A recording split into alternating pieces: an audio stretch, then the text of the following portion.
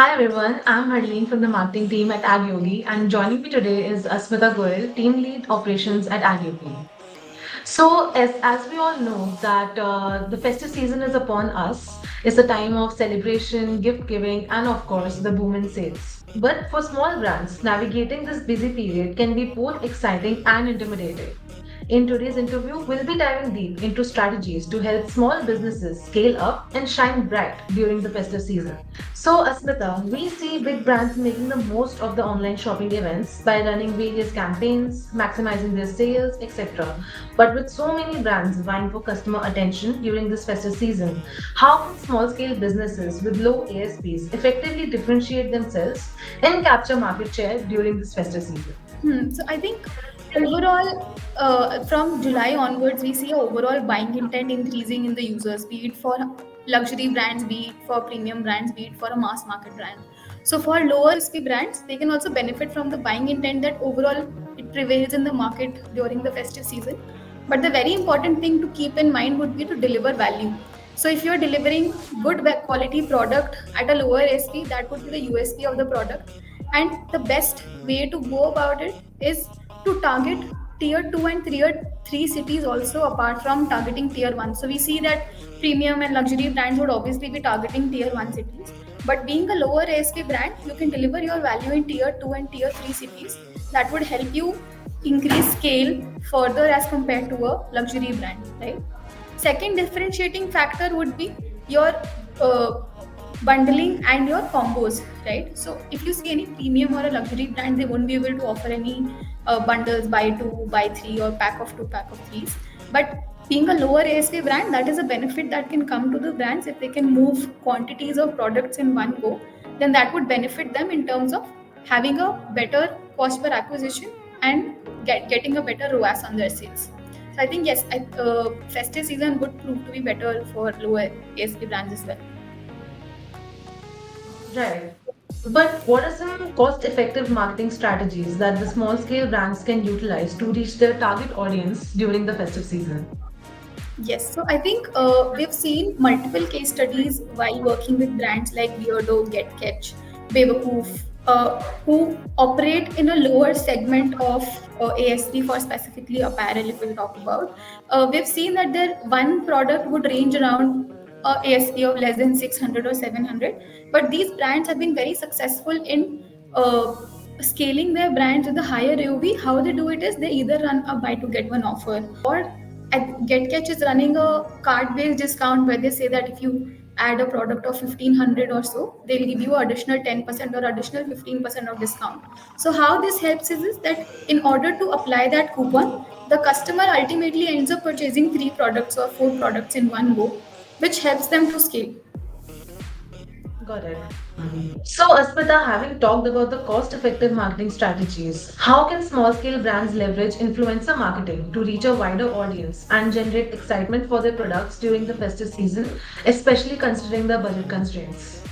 Collaborating with influencers is very important these days. So what we have seen is that uh, we call a ad with an influencer a branded content ad because we're just branding the ad with the influencer. So we've seen that in Meta, when we run a branded content ad, which is an influencer ad, as compared to a normal ad or normal video ad, the branded content ad works really well as compared to the other ad, and it's better in terms of ROAS and ROI, right?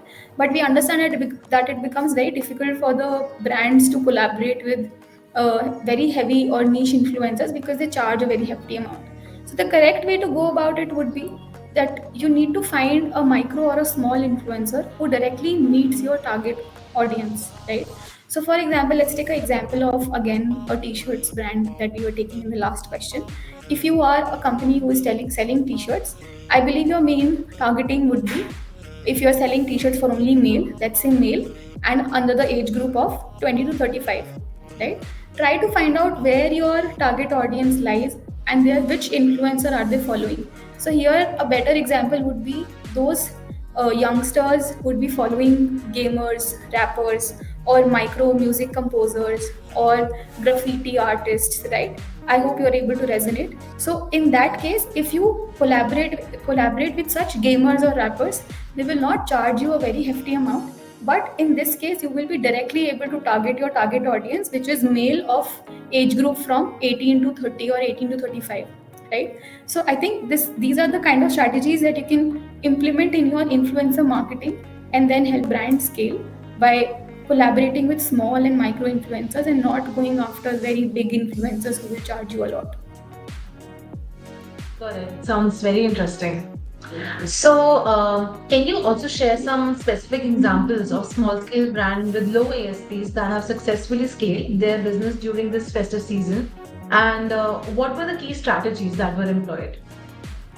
Yes. So there is one brand that comes on top of my mind, which is Weirdo T-shirts.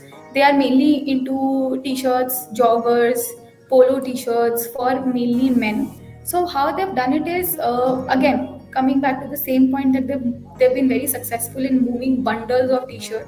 So their average basket size is right now 2.6 units. So on average, one user is buying above two T-shirts, or a lot of people are buying three T-shirts also, or three a combination of t-shirts and joggers, right? So that is one thing that they've been able to crack, right? So we've seen that a lot of brands, when they launch a new category, they would do proper product shoots, they will do reel shoots, video shoots, everything, and a lot of cost goes into these shoots. Weirdo has been able to minimize that cost. So what Weirdo does is they generate images either through generative AI, or they Photoshop images on existing shoots. So obviously in the past 2 3 years they've done good enough shoots. Now what they do is on the same shoot, whatever t-shirt or whatever jogger they're launching newly, they just change the design of the t-shirt on the existing shoot, and they don't have to reinvest in the shoot. So they have done cost cutting in their shoot. Second thing, in reels, how they're doing cost cutting is they're not shooting reels on their own. Addressing your previous question, they are only collaborating with influencers. So when they collaborate with influencer takes some cost, but influencer comes with a target audience, set target audience that is following the influencer, right? So this way they're able to get the audience. Plus they don't have to shoot the reels; they use the reels shot by the influencer itself, right? So tremendously, they've been able to cut down their shoot cost, their reel cost, and they've been able to leverage the influencer reels and their target audiences. So I believe these are 2 3 strategies that Beardo has been able to crack very correctly during the festive season this year. Got it. So, well, Asmita, my last question for you is what are some post sales events strategies that small brands should practice to stay relevant amongst the audience? Got it. Personally, I recommend to all the brands that the best post sale strategy is to keep your very good launch saved for the post sale period. So, what we have seen is that during the sale, the brands are able to move volumes of t shirts, right? So, showing your ads to the same audience will definitely not help, right? Because the people who wanted to purchase have already purchased during the sale period, right?